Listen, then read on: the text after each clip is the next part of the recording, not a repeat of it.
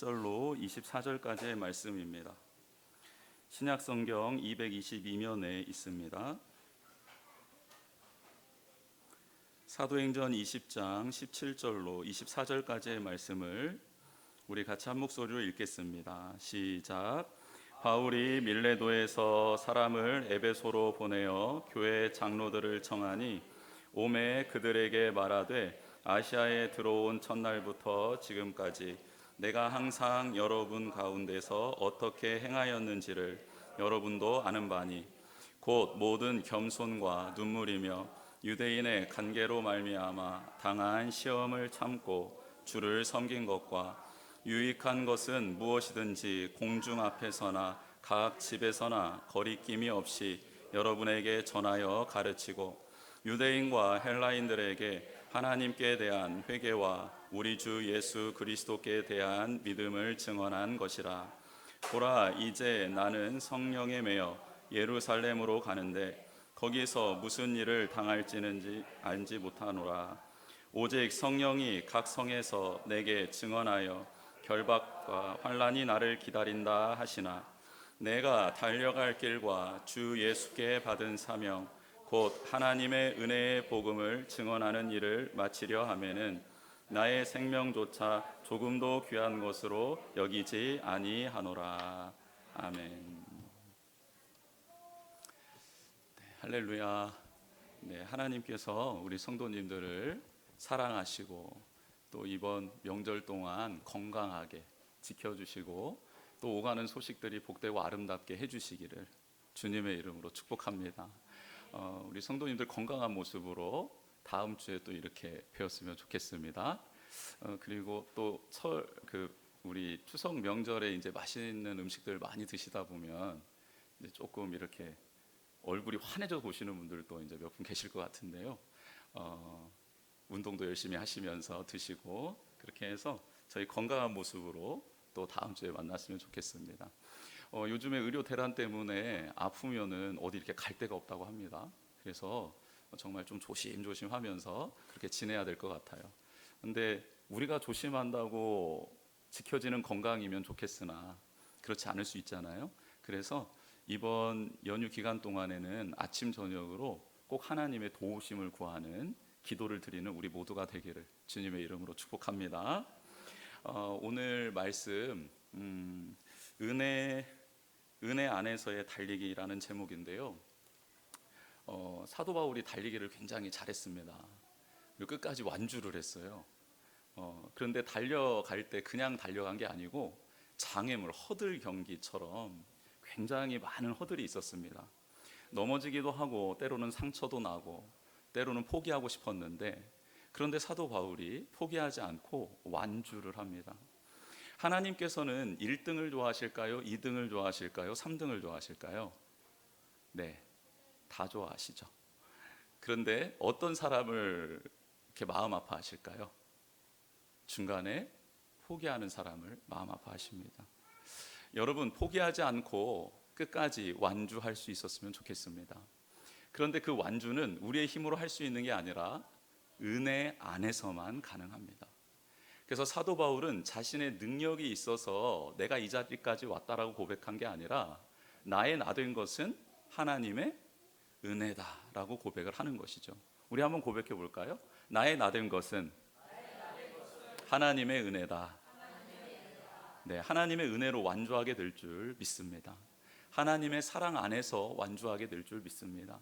하나님이 우리를 붙잡아 주시고 다시 일으켜 주시고 세워 주시는 그 은혜로 말미암아 우리는 이 믿음의 경주에서 완주하게 될 거고 그 끝에 결승전에 너 1등 했냐 2등 했냐 3등 했냐가 아니라 너 그때마다 나의 도움을 받아서 여기까지 왔구나 하며 우리에게 의의 면류관, 생명의 면류관을 주실 줄 믿습니다. 오늘 어떻게 바울이 이렇게 완주할 수 있었을까? 은혜 안에 거하는 게 도대체 뭘까에 대해서 한번 말씀을 통해 살펴보려고 합니다. 트라이애슬론이라고 올림픽 코스를 뛰는 게 요즘에 유행이라고 합니다. 많은 사람들이 트라이애슬론 올림픽 코스를 뛰는데요. 트라이애슬론은 라틴어입니다. 트라이는 삶, 에슬론은 경쟁, 경주라는 뜻입니다. 그래서 세 가지의 경주를 하는 걸 트라이애슬론이라고 하고, 철인 3종 경기라고 우리에게는 좀 익숙한 단어로 그렇게 쓰이고 있습니다. 그런데 이 올림픽 코스는 한 번에 세 가지 종목을 뛰는데 어떻게 뛰나 봤더니 수영, 사이클, 마라톤을 쉬지 않고 뛰는 겁니다. 그러면 수영은 몇 킬로를 가야 되나? 1.5km, 사이클은 40km, 달리기는 10km를 뛰어야 합니다. 근데 잠깐 옷을 갈아입을 시간만 있을 뿐 이 세 종목을 주파를 해야 되는데, 완주라고 할 때는 몇 시간 안으로 들어와야 되냐면 이 세 개를 다 해서 3시간 40분 안에 들어와야 합니다. 그래야지 완주로 치고 메달을 수여한다고 합니다. 완주하는 사람들 메달이 주어지는데 그 메달의 무게가 어떨까요? 완주한 사람들에게 주어지는 그 메달의 무게, 완주한 사람이 느끼기에 이 메달은 어떤 것일까요? 돈 주고 팔 수 있는 메달일까요? 아닙니다. 굉장히 가치 있는 메달이 될 겁니다. 최근 연예인들도 트라이애슬론 올림픽 코스에 도전을 많이 한다고 합니다. 이유를 들어봤더니 체력을 키우기 위함도 있지만 멘탈을 강화하는 데 정말 좋다고 합니다. 자기와의 싸움에서 승리하는 거기 때문입니다. 내년도에 트라이애슬론 마라톤 올림픽 코스로 같이 도전하실 분들 모여라 해가지고 한번 뛰면 어떨까, 이런 생각도 좀 있습니다. 완주한 사람들 인터뷰를 들어봤는데요, 여러분, 장정들, 튼튼한 사람들, 헬스 트레이너들, 이런 사람들이 뛴 게 아니고요, 일반 직장인들, 작은 체구의 여성분들도 이것을 완주하더라고요. 근데 그분들의 인터뷰 안에서 이런 말들이 오갔습니다. 일상생활 속에서 받는 스트레스를 날려버릴 수도 있고, 직장에서 사회에서 인정받지 못해서 열등감에 빠져 있었는데, 근데 이것을 완주하고 나니까 자신감도 붙고 성취감도 붙고 보람도 느끼게 되어서 사회생활하는데, 직장생활하는데 굉장히 유익한 점이 너무 많았다라는 인터뷰를 듣게 되었습니다. 여러분, 수영 1.5km, 사이클 40km, 달리기 10km 쉬워 보이십니까? 절대 쉽지 않습니다. 그래서 이들이 그 트라이애슬론 올림픽 코스를 뛰기 위해서 무엇을 기르냐면요, 심폐지구력을 기릅니다. 심폐지구력. 심장과 이 폐가 순환 기능을 하고 또 호흡 기능을 하지 않습니까? 근데 이게 오랜 시간 동안 지속 가능한 운동과 활동에 있어서 버텨내는 힘이 있어야 되는 거예요. 이것을 심폐지구력이라고 합니다. 그래서요, 운동하는 사람들은 그 타이틀, 목표를 딱 세워놓고 그것을 위해서 훈련을 합니다. 심폐지구력을 키우는 것이죠. 열심히 한 결과 그렇게 완주를 하게 되는 것입니다. 여러분, 우리가 만약에 이 철인 3종 경기, 트라이애슬론 올림픽 코스를 뛴다고 했을 때 우리가 한번 뛰어보면 어떤 일이 일어날까요? 제가 지금 선교 준비를 앞두고 체력을 키우기 위해서 한번 뛰어봤습니다. 여기 안양천을 한번 쭉 뛰어봤어요. 키로수를 재고 5km를 뛸 것이다 라고 해가지고 제가 5km를 완주하겠다라고 계획을 세우고 거리를 정확히 측정해서 출발과 돌아오는 것 해가지고 합쳐서 5km, 그래서 코스를 정하고 뛰기 시작했습니다. 처음 너무 가볍게 내 체력이 좋구나 하면서 뛰었습니다. 근데 1km 지점을 통과할 때 그대로 쓰러졌습니다. 옆에 계신 분에게 좀 도와달라고, 진짜 저한테 물 한 모금을 좀 주실 수 있겠냐, 119를 좀 신고해 주실 수 있겠냐, 이 정도로 어떤 상태냐면 호흡이 안 되는 거, 호흡이 안 되고 심장은 막, 가슴은 쪼여오고 옆구리는 또 왜 이렇게 아픈지. 걷는데요, 발을 질질 끌다시피 돌아왔습니다. 집으로 돌아왔어요. 그래서 집에 돌아와가지고 정말 집이 얼마나 좋은지 또 물을 마시면서 쉼을 얻었는데요, 1km를 못 뛰는 거예요. 1km를. 그렇죠, 죽는 것이에요. 왜요? 저한테는 심폐지구력이 없는 거예요. 여러분, 그리스도인들 신앙생활을 하는 데 있어서 이 심장과 같은 역할을 하는 게 무엇이냐면 하나님의 은혜입니다. 하나님으로부터 말미암는 그 은혜, 내가 어떻게 할 수 없는, 심장은 내가 뛰라고 해서 뛰는 게 아니잖아요. 멈추라고 해서 멈추는 게 아니잖아요. 이것은 자율신경에 의해서 끊임없이 뛰어줘야 살 수 있는 거잖아요. 하나님의 은혜는 온전히 우리에게 그냥 부어지는 거예요. 우리의 형편에 상관없이. 그래서 믿는 자나 믿지 않는 자나 공기가 주어지는 거고 햇볕이 주어지는 거고 물이 주어지는 거예요. 이 은혜가 없이는 우리는 살아갈 수 없는 거죠. 이게 마치 심장과 같은 거예요. 그래서 이 심장이 튼튼해지려면 매일 그 하나님의 은혜를 고백할 수 있는, 그 은혜를 바라볼 수 있는, 그 은혜를 누릴 수 있는 그 영적 감각이 있어야 되는 거죠. 그래야 심장이 튼튼해지는 것입니다. 아침에 일어났는데 맑은 하늘을 보고 아무런 생각이 없다. 아침에 일어났는데 내가 세수를 하고 양치를 하고 밥을 먹는데 아무런 감동이 없다. 내가 내 스스로 옷을 입는데 아무런 감동이 없다. 내가 사랑하는 사람을 다시 보게 되었는데 아무런 감동이 없다. 심장 지구력이 약해져 있는 겁니다. 여러분, 사소한 거에도 감동을 느낄 줄 아는 게 하나님의 영으로 충만한 사람입니다. 오늘 사랑하는 사람과 함께 이야기를 나눌 수 있고 음식을 먹을 수 있고, 그리고 내가 일상생활을 한다는 게 무한 감사하게 느껴지는 사람, 그 사람은 심장의 지구력이 굉장히 좋은 사람이에요. 영적 심장이 팔딱팔딱 뛰는 사람입니다. 그 사람은 하나님 중심으로 세계를 바라볼 수 있고 유지할 수 있는 지구력이 있는 사람이 되는 것이죠. 그러면 폐의 지구력은 무엇일까요? 호흡 아닙니까? 호흡. 그 하나님 앞에 나아가는 신앙의 행위가 바로 호흡입니다. 예배 드리는 것이죠. 말씀을 읽는 것이고 묵상하는 것입니다. 기도하는 것이죠. 하나님의 뜻 따라 순종하는 그 모든 것이 영적 폐 지구력을 강화시키는 것입니다. 영적 심폐지구력이 강해지는 우리가 되기를 원합니다.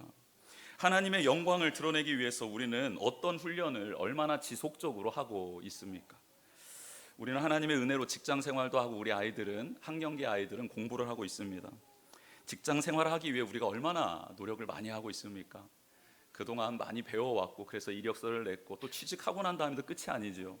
수많은 것을 배워야 하고 익혀야 하고 또 관계를 맺어야 하고, 모르는 것들이 있을 때마다 우리는 자격증을 계속해서 따야 합니다. 그게 직장 생활을 유지할 수 있는 비결 아니겠습니까? 많은 노력을 기울입니다. 공부를 합니다. 밤을 새워서 노력을 하지요. 학원도 다닙니다. 그래야 급여를 받게 되고 일상생활을 유지할 수 있기 때문입니다. 그리고 나의 실력을 알아주는 곳, 조금 더 많은 연봉이 있는 자리가 있다면 그곳으로 이직도 하고, 그렇게 해서 보람도 느끼고 나의 일상생활을 유지하는 데 도움을 받게 되는 것이죠. 우리 자녀들이 어렸을 때 공부할 수 있는 환경을 만들어주고 뒤처지지 않게 도와주는 것 또한 마찬가지입니다. 그때를 놓치면 학업을 따라가기 어렵기 때문이지요. 공부를 잘해서 좋은 실력을 갖추고 좋은 대학을 가고 좋은 사람들과의 만남이 있다고 하면 이후에 직장 생활을 하거나 사업을 하거나 경제 생활을 할 때 도움이 될 것 같아서 우리 아이들에게 그렇게 지금부터 공부를 좀 잘 해봐라, 학원도 보내주고 선생님과 상담도 하고, 그렇게 부모들을 최선을 다하는 것 아니겠습니까? 우리는 이 땅에 사는 80 혹은 90 이 평생을 위하여 정말 많은 준비를 하고 훈련을 하는 것 같습니다.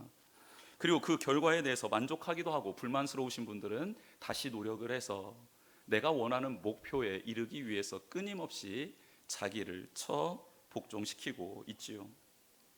믿음이 없는 사람들뿐만 아니라 그리스도인들도 모두가 이렇게 살아가고 있습니다. 잘못된 것 아니지요. 그러나 그리스도인은 한 가지 더 준비하고 훈련해야 합니다. 하나님의 뜻을 이루는 사명자로서의 훈련 말이죠. 바울은 3차 전도 여행 중에 초반에 예배소를 들립니다.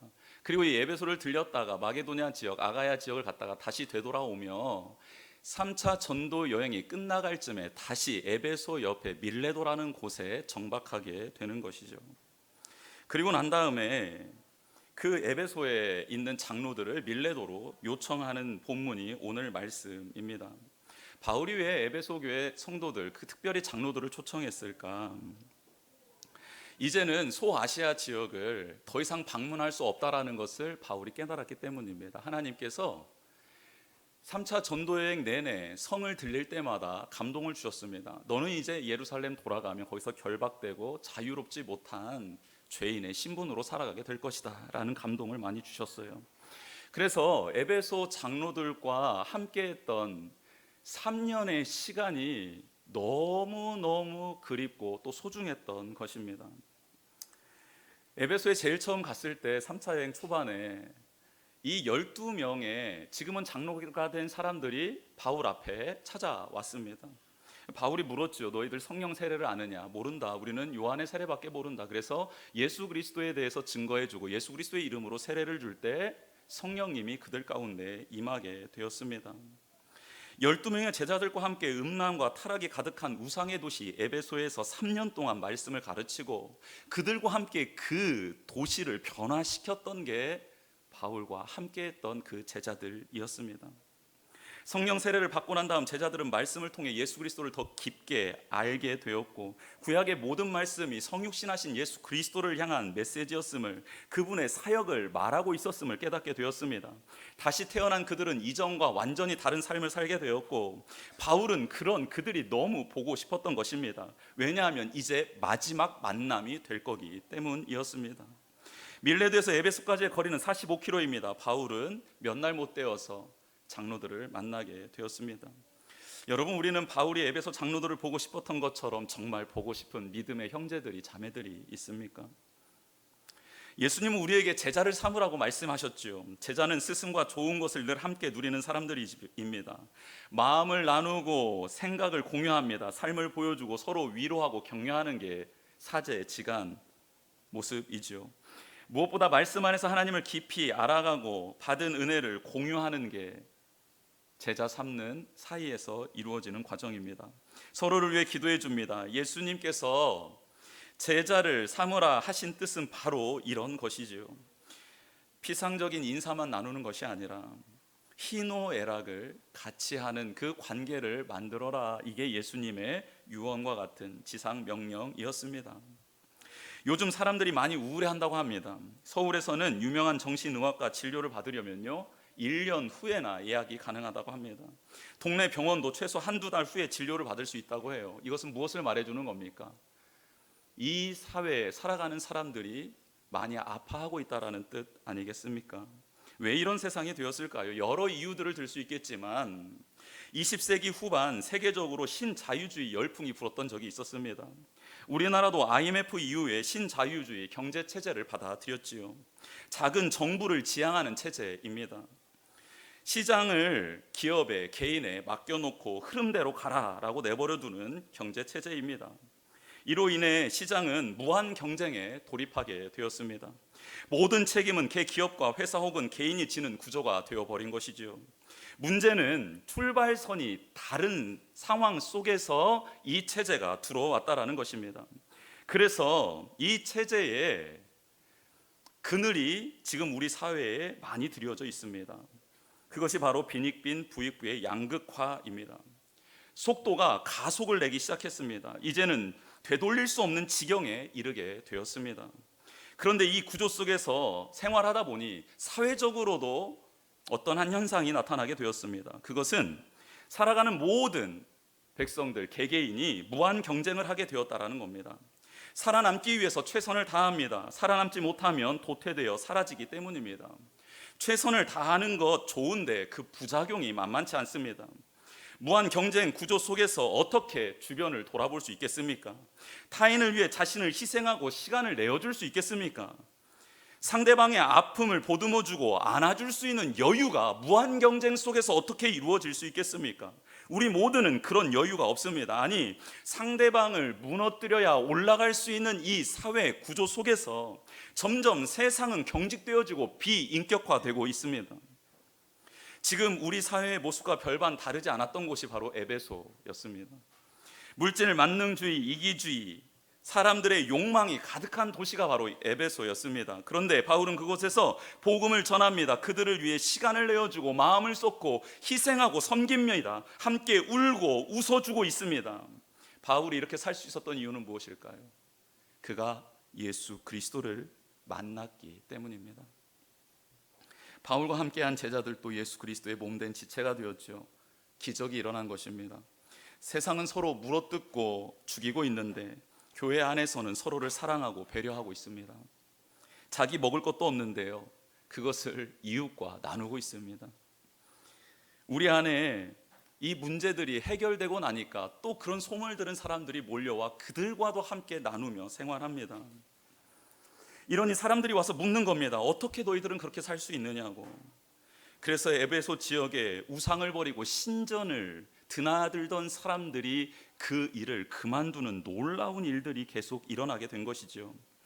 예수님을 믿는 우리가 부패하고 어두워져가는 세상 속에서 빛과 소금이 되려면 예수 그리스도를 인격적으로 만나고 그 만난 사람들이 연합하여 그 안에서 사랑의 교제가 일어나며 그렇지 못한 사람들을 돕는 일들이 일어나야 합니다. 예수 그리스도 중심으로 모여 말씀을 나누고 기도하고 서로를 돌봐야 한다는 것이죠. 마음과 마음이 통하고 누군가의 아픔, 신음에 귀를 기울일 수 있는 우리의 소그룹이 우리 교회가 되어야 합니다. 공감해주는 기적이 일어나야 된다는 것이죠. 서로의 필요를 채워주는 일들, 작은 섬김이지만 사랑의 품앗이가 계속해서 일어나는 공동체가 되어야 합니다. 정이 오가야 하는 것이죠. 이렇게 기쁨과 감사, 눈물과 웃음이 어우러지는 추억의 공동체가 되어야 합니다. 바울은 은혜 안에서 거룩한 사명을 감당하기 위해서 계속해서 끊임없이 달려갑니다. 우리 18절을 보면요, 이런 말씀이 있습니다. 아시아에 들어온 첫날부터 지금까지 내가 항상 여러분 가운데 어떻게 행하였는지를 여러분도 아는 바니라는 말씀이 있어요. 아시아는 소아시아, 지금 에베소 지역을 가리키고 있습니다. 처음 예배소를 방문한 후부터 지금까지 바울은 한결같이 복음을 전하고 있고 복음에 합당한 삶을 살고 있다. 처음과 지금 끝이 동일한 인생을 살고 있다. 예수님이 이 땅에 오셔서 사명을 시작하는 순간부터 십자가를 지시고 돌아가시는 순간까지 일관적인 신앙의 모습을 가졌던 것처럼 바울 또한 그런 삶을 살아가고 있는 모습을 우리가 보게 됩니다. 눈에 보일 때는 잘하는 척 할 수 있어요. 속일 수 있습니다. 그런데 에베소 장로들과 헤어진 후에도 바울은 일관된 삶을 살아가고 지금까지 그렇게 살아가고 있다라고 말하고 있고 보여주고 있습니다. 요즘 세상은 재미, 흥미가 없으면 무슨 일이든 잘 되지 않는다고 합니다. 사람들의 대화 중에 그거 재밌어? 재밌어 하면 반응하고요. 그거 재밌어? 아니 재미없는데? 그럼 반응하지 않는다고 합니다. 여러분 교회 나오는 거 재밌습니까?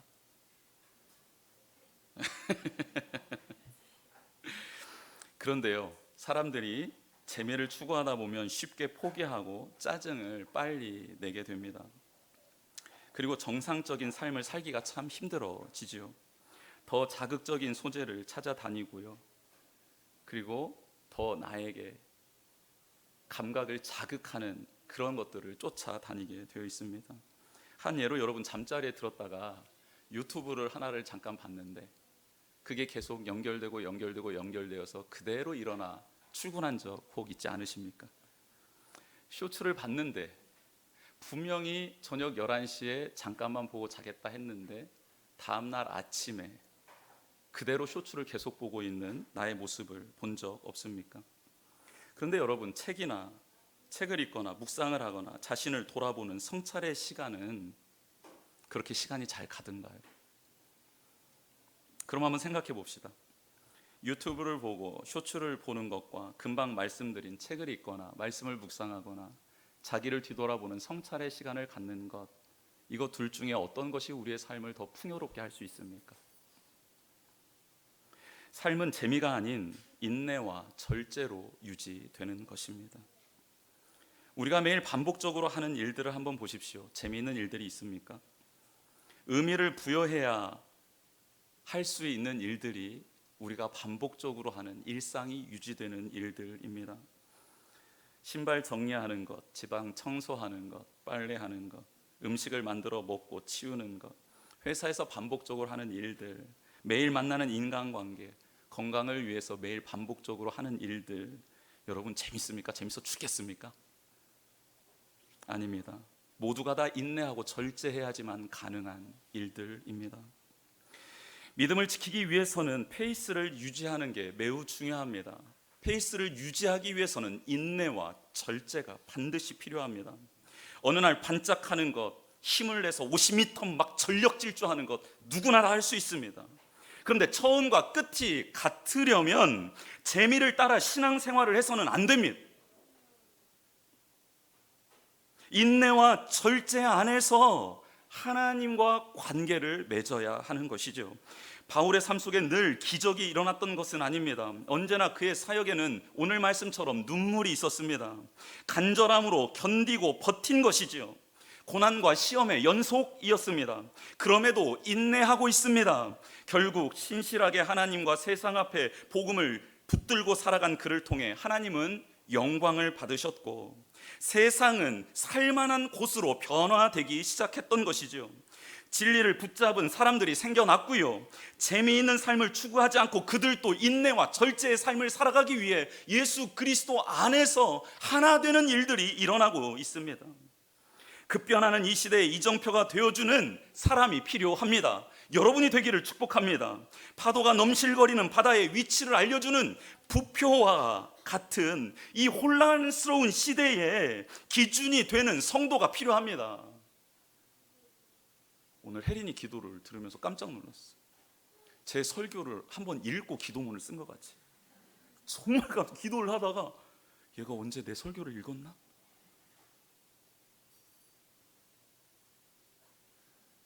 정말 여러분, 어떻게 우리는 살아가고 어떤 존재가 되기를 원하고 계십니까? 바울이 전한 복음의 핵심 메시지는 무엇이었을까요? 오늘 21절 말씀입니다. 유대인과 헬라인들에게 하나님께 대한 회개와 우리 주 예수 그리스도에 대한 믿음을 증언한 것이라. 아멘. 바울이 동족에게 그리고 외국인에게 전한 복음은 이것이었습니다. 회개하고 하나님께 돌아오십시오. 그리고 우리 주 예수 그리스도를 믿으십시오. 이게 복음의 핵심이었습니다. 그렇습니다. 여기에 답이 있습니다. 사랑하는 성도 여러분, 우리가 하나님의 은혜 안에서 지치지 않고 사명의 경주를 끊임없이 하며 완주할 수 있으려면 매일 해야 하는 일이 있습니다. 그건 바로 나의 죄를 고백하고 하나님께 돌아가는 일입니다. 세상을 살다 보면 나도 모르게 하나님을 떠나 세상 속에서 살아갈 때가 있지 않습니까? 내가 주인 되어 살아갈 때가 있지 않습니까? 모든 판단과 선택의 근거가 나 자신입니다. 하나님의 말씀이 기준이 되어 판단하거나 선택하는 일이 거의 없을 때도 있습니다. 때론 가끔 찾아오는 성령의 감동이 있는데 그것을 무시하며 살아갈 때가 우리의 삶의 태반입니다. 그러면 안 되는 것이죠. 그래서 매일 저녁에 두 손 모으는 시간이 필요합니다. 두 손 모아 줌이 필요합니다. 함께 할 수 있으면 좋겠으나 개인적으로 혹은 부부가 꼭 두 손 모아 줌을 하셔야 합니다. 하루의 삶을 뒤돌아보며 자신을 성찰하는 시간이 꼭 필요합니다. 말씀을 통해 하루가 정리되어야 합니다. 하나님의 뜻을 따라 나의 삶을 마무리하는 기도가 필요한 것이지요. 사랑하는 성도 여러분, 하나님께로 매일매일 돌아가는 훈련을 통해 영적 심폐지구력이 강화되기를 주님의 이름으로 축복합니다. 회개하여 하나님께 돌아간 자는 반드시 반복하는 죄악을 범하지 않기 위해서 또 해야 되는 일이 있는데, 복음의 핵심 메시지가 뭐였습니까? 예수 그리스도를 믿어야 합니다. 즉 예수님을 나의 주인으로 영접하고 동행하는 삶을 살아야 한다는 것이지요. 매 순간 나에게 말씀하시고 깨닫게 하시고 힘을 주시는 성령님으로 충만한 삶을 살아야 한다는 뜻입니다. 이스라엘 백성도 하나님께 돌아와 회개한 적이 참으로 많습니다. 그런데 다시 범죄합니다. 또 범죄합니다. 또 달라지지 않고 그대로 하나님 아버지 앞에 심판을 받게 되지요. 왜 그런가? 그들은 하나님의 말씀을 중심에 품고 살아가지 않았기 때문입니다. 말씀이신 예수 그리스도를 우리 마음에 모시지 않으면 사명의 달리기를 완주할 수 없습니다. 사랑하는 성도 여러분, 매일 하나님께 돌아오는 회개의 시간이 있기를 원합니다. 매일 예수 그리스도를 나의 주인으로 고백하는 믿음의 시간이 있기를 원합니다. 23절 24절입니다. 우리 다 같이 한번 읽어보겠습니다. 시작. 오직 성령이 각 성에서 내게 증언하여 결박과 환난이 나를 기다린다 하시나 내가 달려갈 길과 증언하는 일을 마치려 하면은 생명조차 조금도 귀한 것으로 여기지 아니하노라. 아멘.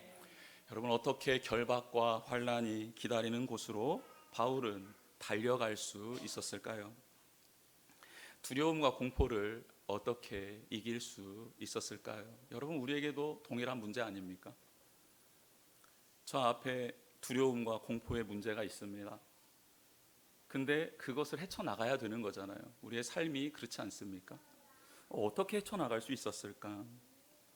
그건 예수께 받은 사명이 확실하고 하나님의 은혜의 복음의 능력을 바울이 체험했기 때문입니다. 여러분, 바울은 자신의 생명을 귀하게 여기지 않은 사람 아닙니다. 정말 자신의 생명 귀하게 여겼던 사람이에요.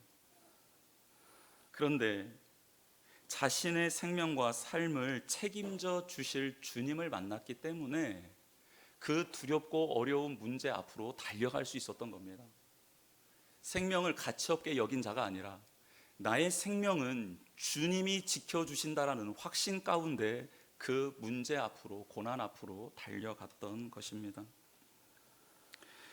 예수님이 나를 부르셨고 세우셨고 함께 하신다, 나를 책임져 주신다라는 믿음이 있었다라는 거예요. 여러분, 이 믿음이 우리 안에도 있기를 원합니다. 주님의 사랑과 부활의 능력이 그를 달려가게 하고 있습니다. 우리 삶의 두려운 문제, 공포스러운 일들이 참 많이 있습니다.